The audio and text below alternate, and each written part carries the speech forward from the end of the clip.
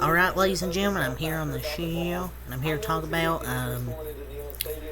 some NFL news, and I'm going to go over the first two things I'll probably go over. Here's the lowest passer rating allowed by the safeties and corners entering Week 11 to get these first two things out of the way. So the lowest passer rating allowed by safeties, minimum of 20 targets entering Week 11 in the NFL. Number one is Kyle Hamilton, 47.5 rating. Julian Blackmon, a 47.6 rating, so has him beat out by 0.1 rating. Geno Stone, 52.2 rating. Two Ravens safeties in the top three. So they're loaded at safety with Geno Stone, Kyle Hamilton.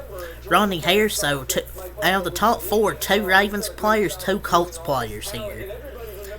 Number 5, Rudy Ford. Number 6, Rayshon Jenkins. Number 7, Jabril Peppers. Number 8, Kirby Joseph. Number 9, Jordan Whitehead. And Quentin Lake at number 10. That rounds out your top 10 lowest pass rating allowed. Kyle Hamilton is a beast. I'm surprised he even fell that far in the draft when he did. I mean, passer rating allowed is a terrible way of measuring safety play. Most of their coverage are not on primary coverage on the play. Great factors and all the myriad other ways to impact the game, because Javon Holland was rated the highest safety in the league. So, I don't know, I don't really care about that. But if Marcus Williams was healthy, I think they would have 3 top 10 safeties. That's just how good their defense is, man. And Kyle Hamilton was literally drafted last year. It was just Select Weirdos being weird while he adjusted to the first half of his rookie season. He was never a bust last year. He's the top 3 safety. So the lowest pass rating allowed by cornerbacks, minimum of 35 targets entering Week 11 in the NFL. DaRon Bland, Cowboys cornerback, is number 1 with a 34.0 rating. Paulson Adebo with a 43 rating. Martin Emerson and Denzel Ward, number 3 and number 4. That's how stacked the Browns are at defense this year. Martin Emerson, Denzel Ward's up here. Akil Witherspoon at 5, L'Jarius Sneed at 6, Darius Williams at 7, Jalen Johnson at 8, Mike Kelton 9, and Cam Taylor-Britt at 10. That's your top 10. L'Jarius Sneed's had a very good season so far. And he's had some of the hardest matchups in the NFL, like DJ Moore, Justin Jefferson, Tyreek Hill, Garrett Wilson, Amon-Ra St. Brown, Keenan Allen, Calvin Ridley. He has some hard matchups, and he's held his own this year. DaRon's been really good. And it's been good that DaRon Bland has the lowest pass rating, and he's been a really good corner for us. And it's been big because, Trayvon Diggs out, and he stepped up massively in his place. In that Eagles game, he covered Devontae Smith. He wasn't covering A.J. Brown. He covered Smith the whole game. And he stepped up in the loss of, Trayvon Diggs. And he was drafted in the 6th round.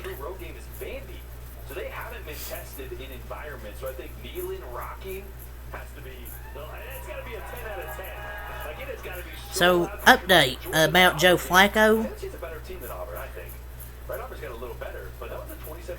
So, the hashtag Brands are not expected to sign QB Joe Flacco following his workout with a team, per 8J Fowler ESPN. He's heading home, per the report. He must have looked pretty damn awful. Or maybe he didn't look awful. They said today, is what it said. It's from the report. I had following the workout to get a more accurate report from J Fowler ESPN, because Dov Kleiman just wants clicks. But the workout, to get a more accurate tweet, they're expected to he's not expected to sign with the Browns today. Just today. It didn't say, they won't sign him ever. That could be logistical. He wouldn't be involved in the Week 11 game plan this late in the week anyway, so he will head home and both sides can assess. So he probably didn't look awful. It was just, they said they're not going to sign him today.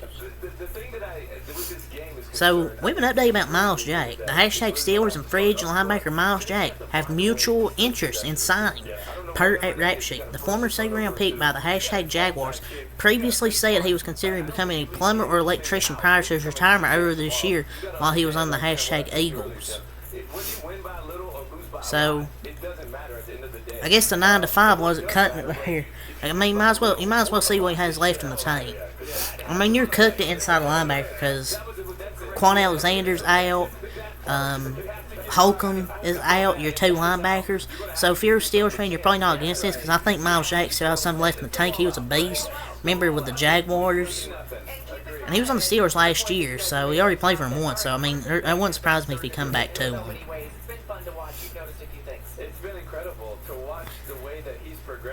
So, list of some free agent quarterbacks following Joe Burrow and Deshaun Watson getting injured on the season for the same week.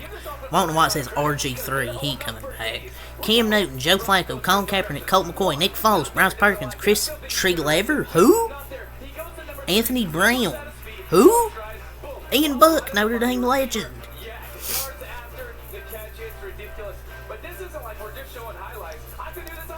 You might as well just stop fucking saying Colin Kaepernick at this point. Kaepernick at this point is not NFL level. RG3's not gonna fucking come back. He's an analyst now. He's not coming back. Jesus Christ. Update: Hashtag Chargers wide receiver Keenan Allen is questionable for Week 11 against the Hashtag Packers, while tight end Gerald Everett is out. So they'll have Keenan Allen, and so he'll have Keenan Allen, but no. There's a possibility, 50-50 shot he has Keenan Allen this game, and Gerald Everett he won't. But it's the freaking Packers. Should win anyways. So we had some breaking news today. That Hashtag Bengals QB Joe Burrow is out for the season. This sucks. Bengals playoff chances might be over. Their playoff chances, I think, are over because I don't think they can do it with Jake Browning, man. And really tough injury. It's unfortunate, but it's just football. But it definitely sucks that he's out for the year now.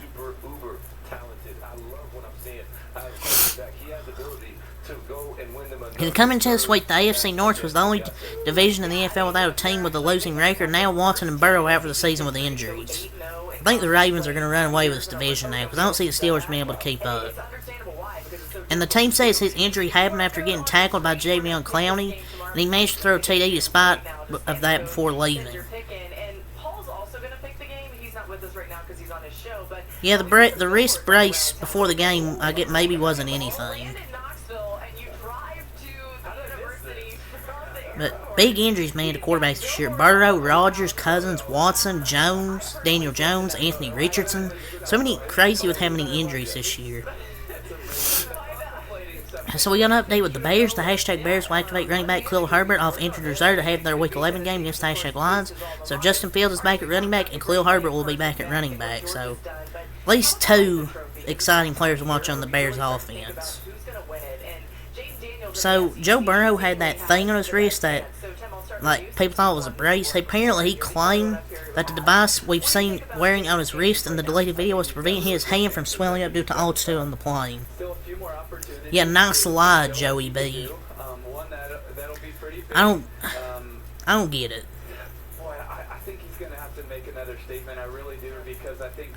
This is just to prevent any punishment. He's a freaking terrible liar. The team lied about the injury. I mean, like, something just seems off with this, where they deleted the video.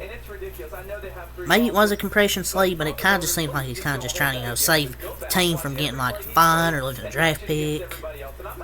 Kind of that deal right there. Update: Hashtag Titans denies report. Hashtag Titans QB. Or never mind, it's probably like a fake report, so I'm not going to report it. It just came from a made-up account. I'm not going to talk about it. Dolph Clemmer's trying to get clicks. Hashtag Vikings wide receiver Justin Jefferson is questionable to the Hashtag Broncos game on Week 11 per the team. So is running back Alexander Madison. So I think Justin Jefferson's going to come back, which I'd love to see it. I honestly do. I don't think he has to go out and make another huge statement. To your point, I think everyone needs to realize you won the trophy with 3 lives. So ESPN's Bart Scott claims Hashtag Bengals linebacker Logan Wilson made a, quote, dirty play on his tackle against tight end Mark Andrews, likely costing him the season. And during the segment, Ryan Clark disagreed with this, what Bart Scott said. This is actually not a dirty play. It's a normal play. It's just unfortunate that his ankle got hurt. He's out for the season. It was a hip drop tackle. It's not a dirty tackle. It was just a normal play. Bart Scott is the worst analyst I've ever heard. Like, why do they get these analysts and experts here on these shows. Like, I swear he's the biggest donkey out of literally any NFL analyst on TV. He has the worst takes ever. And I've never seen Ryan Clark so flabbergasted and frustrated he can't even get his full statements out without Bart interrupting. And Ryan Clark's right. If the defender has that hand placement, shut your run down, because that is the only way to tackle him there. I mean, what other way you're supposed to tackle him? Get Bart Scott off freaking TV. And LaShawn McCoy and Joy Taylor, because they always fucking trash Dak Prescott. How he's still on this fucking show how he's still on ESPN is beyond me. Fire Bart Scott. This same dude that laughed about Trayvon Diggs' ACL injury, making fun of that. Can't tell you anything he says fucking serious. So, Lions left tackle Penei Sewell allowed only 1 sack in his last 932 pass blocking snaps via PFF. So, he was the right pick for that team. They need to get an offensive lineman that year, and they got their offensive lineman of the future.